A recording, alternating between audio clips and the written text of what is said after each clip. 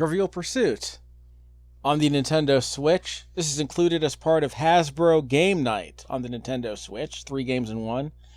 Risk, Monopoly, and this game, Trivial Pursuit Live, are included as part of the collection. Rules. Okay. First player to collect 6 wedges wins the game. The game ends for anyone who collects all 6 wedges. Player with the most wedges wins. If you have a tie, the highest score wins. Wedges are earned by hitting different score targets. In the final round, wedges are awarded for being the best in a given category.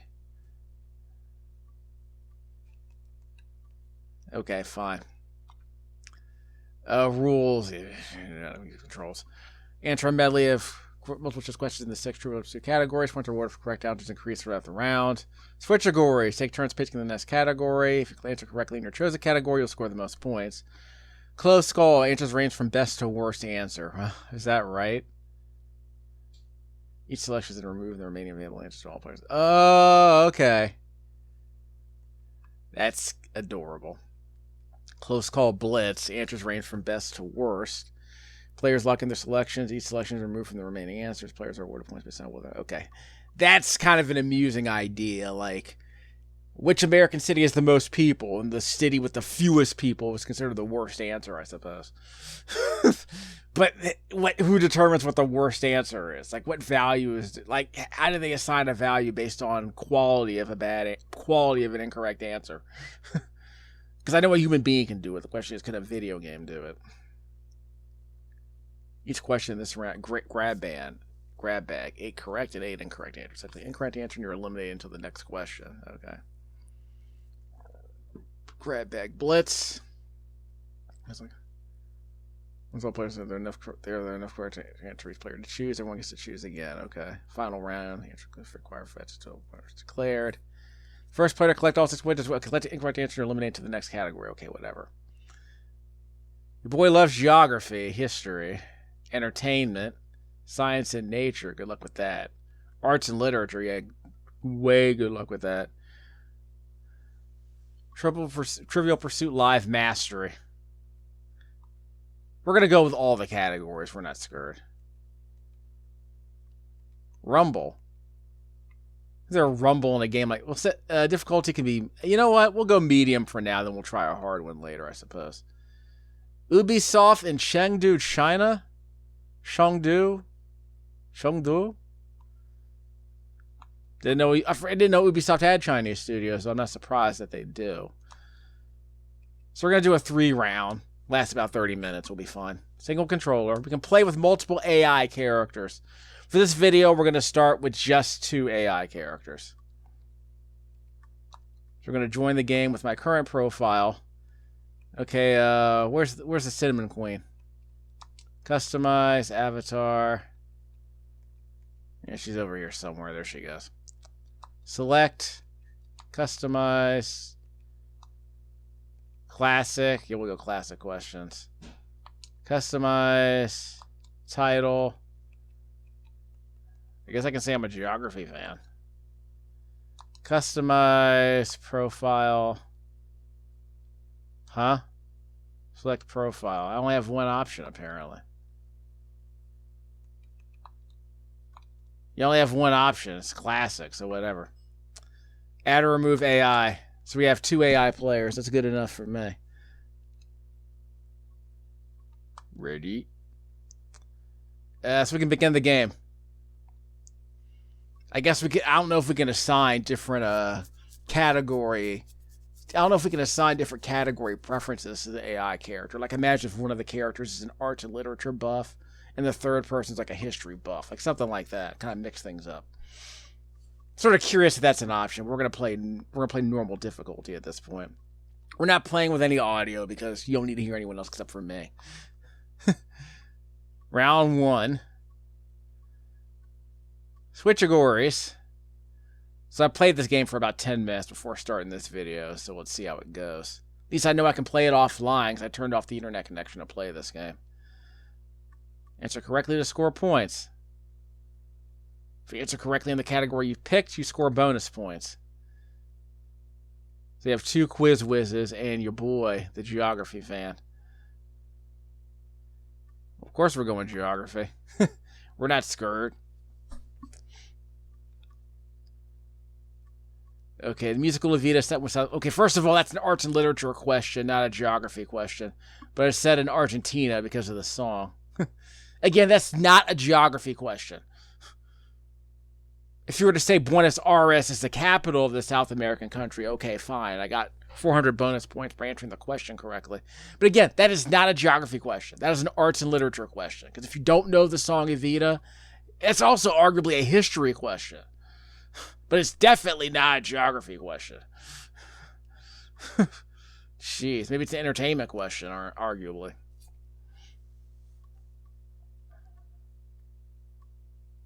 Is that a boom mic? I'm calling it a boom mic. Yep, all three of us got it. I think Evelyn gets the 400 points because it was her category. Yeah, she gets 600 points instead of 200 because it was her category. Same as me picking the geography question and guessing correctly.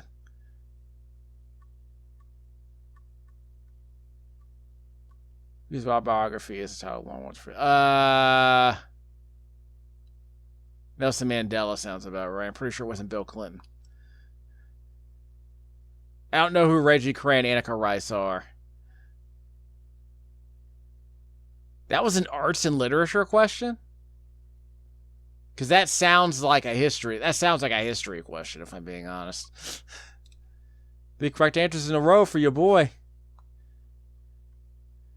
Science and nature. I can do science. History, I'm kind of iffy about, to be honest with you. Especially world history. Though I used to know quite a bit of it back in high school.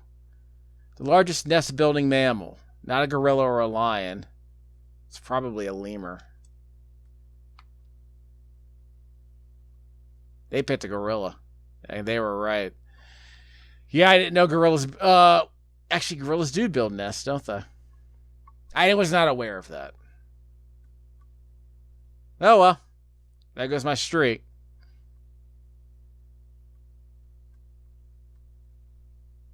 At least that was technically a science question.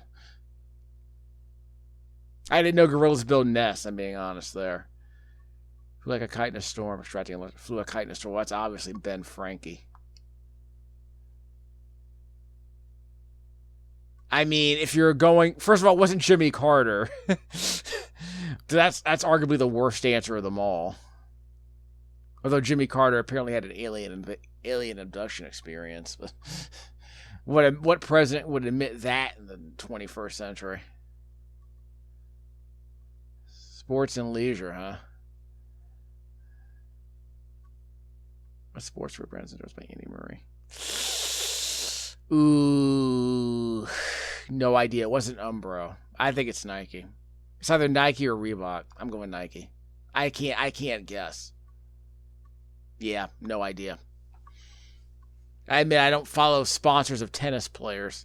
Although I would have known Michael Jordan. I would have known his... doesn't someone do New Balance? Of course.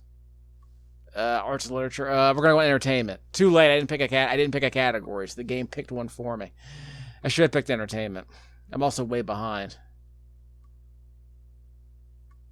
Sounds like a Banksy question. They've already asked a Banksy question before, but I wasn't recording commentary, so yeah, it has to be a Banksy question. I did see the documentary. What was it called? Exit Through the Gift Shop, but I don't remember that particular picture. But they asked a Banksy question earlier in this game when I wasn't recording commentary, so that's me guessing based on a tendency.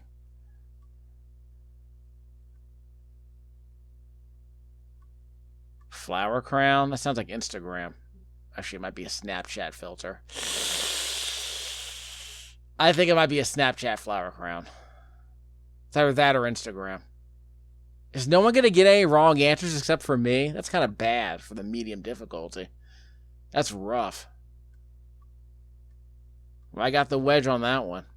But I got to get all 6, obviously. Okay, he's going history, so let's see how your boy does. Which company brought YouTube? Okay, I'm going to say that's an easy one, YouTube. Pretty sure it wasn't Oxfam. Google would have been a educated guess. Actually, Amazon would have been an educated guess. It is the best wrong answer in this category, I would think. Oxfam.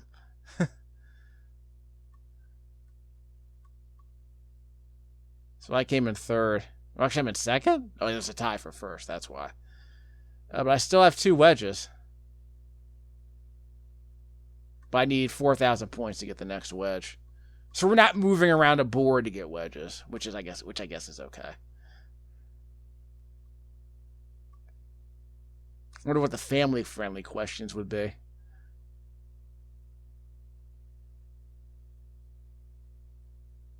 Actually, Real Trivial Pursuit is not multiple choice based. You just have to know the answer. You don't get a choice.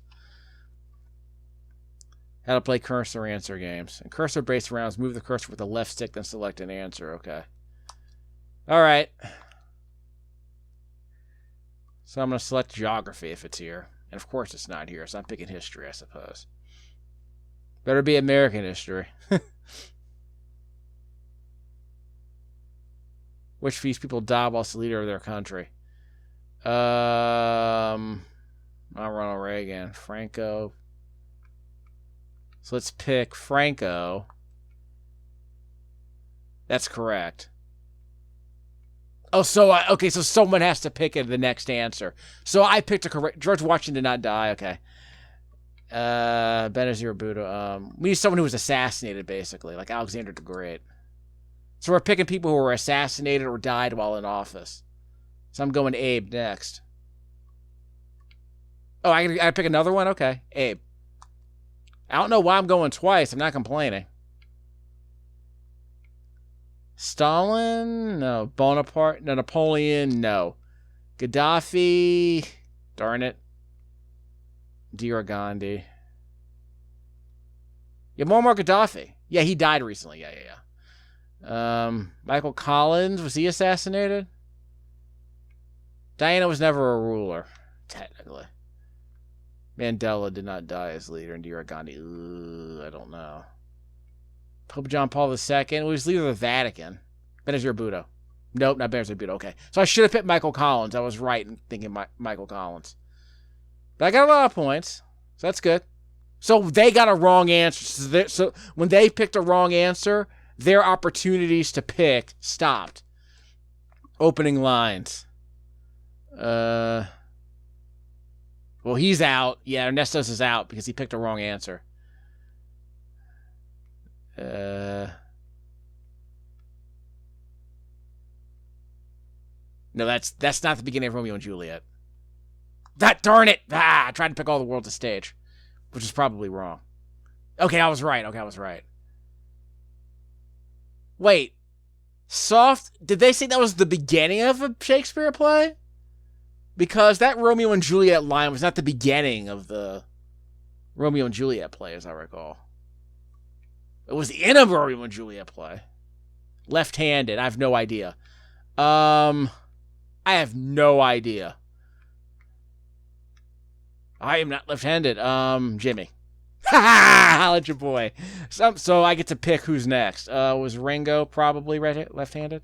Yep, I got it right. Phil Collins was a drummer, so maybe he was left-handed. Kurt Cobain sounds like a left-handed. Sounds like a lefty. I got it right. I have no idea which of these guys are left-handed, so I'm going to pick a bunch of drummers, I guess. Phil Collins. Who else is a drummer? I don't know who Tommy is. Or I don't know who Tony is. Prince? Nope, he's not. Okay, I would not have gotten Tony Iommi. I have no idea who that is, but I don't recognize all the other guys. Are all the Beatles left-handed? But I'm way ahead now. I'm doing well. It's famous sports rivalries. I got this. Wow, Boris Becker. Yeah, he did. Okay, I'm gonna win this. Watch this. I'm getting at least 5 of these. That's one. Serena Williams was, first of all, Billie Jean King was in her 50s when Serena was playing. Down go Frazier. Tiger Woods and All Palmer. Nope. The denser Broncos? Absolutely not. The denser Broncos. Kasparov and Deep Blue. Yep, that's chess. The Packers and the Bears, obviously. So that's on the bottom right corner. Lakers, Celtics, and the NBA playoffs. That's a video game. Anthony Joshua, I have no idea who that is, so I'm not calling that Mike Tyson. That's not a Mike Tyson rivalry. I don't know that. We'll double check that. Tigers, Dodgers, we're calling it. Okay, they're not calling that a rival. They're both baseball teams, but I guess they weren't successful at the same time. Now it's entirely possible in the upcoming years that could be a future rivalry, but it's not a rivalry now as of 2022 when this game came out. Which are the Japanese companies? I know most of these. Daewoo is Korean, you idiot. Okay, she got one. So I'm going to pick Mazda. Some of these companies have been switched owners. Like Volvo is not a Swedish company anymore. I want to say the Chinese bought them out. Maserati is Italian, idiot. Okay, so we're going Honda, Nissan, Toyota, Mitsubishi. I kind of wish the cursor went one square at a time because it would go faster. Nissan. We're going Isuzu. We're going Suzuki and then Isuzu. And those might be the only ones because Kia is definitely South Korean. And Isuzu is still around. Maybe they're a Japanese-only trucking company these days. Is that all of them? Yeah, that's all of them. Yeah, because Dacia I've never heard of. Yep, holla at your boy. And I got another wedge, too. So I'm catching up now. That's how you do that. The big comeback. So I'm in first place now, am I right? Yep. Look at that. So, I mean, do I need to get my next two wedges? Pulled way ahead of these suckers. All I needed was a good category. Like I said, in that category, the first wrong answer ends your opportunities to earn more points. So the fact that they bounced so early gave me a lot of opportunities to get a lot more points and kind of steal the board.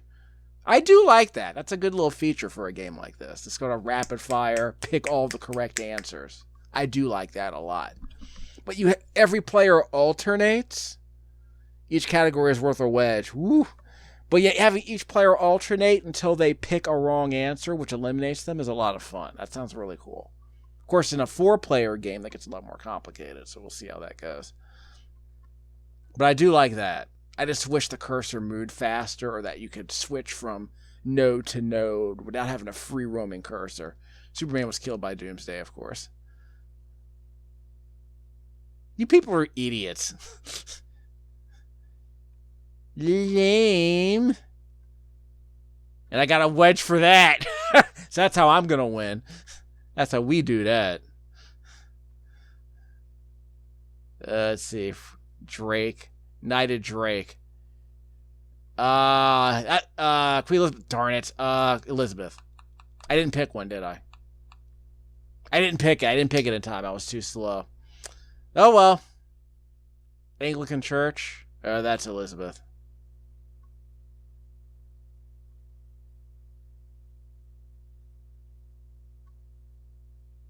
I want that wedge. Elizabeth was Shakespeare. I saw the movie. So do I win? Do I get the wedge? Longest reigning monarch in British history. Ooh, that's Victoria. Got that one. One more to go. Let's get it. Empress of India. Victoria. That sounds right. Sun never sets in the British Empire when Victoria was around. And I'll take that dub. Gimme. Holla. And I win. Can be faded.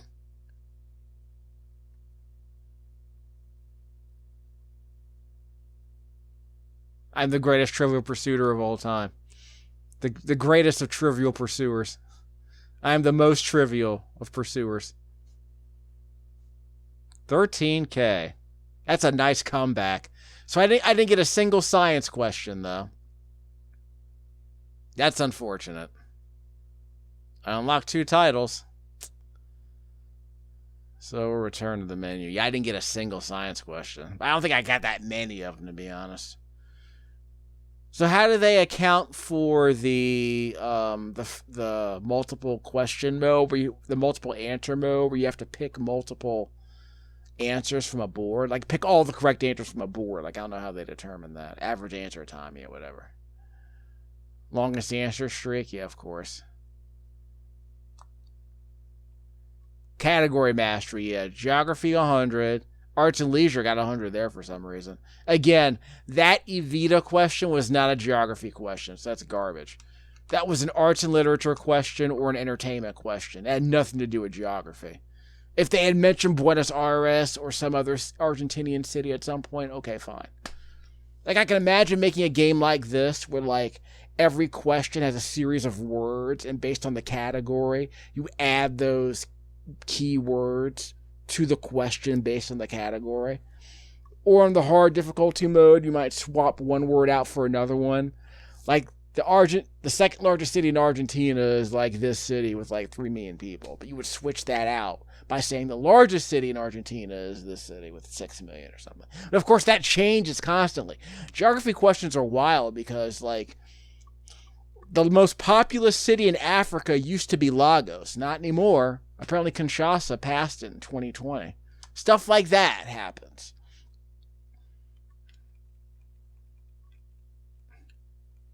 So I guess we're good. So we'll come back and play some more later, I guess. I just wanted to see how I did on this.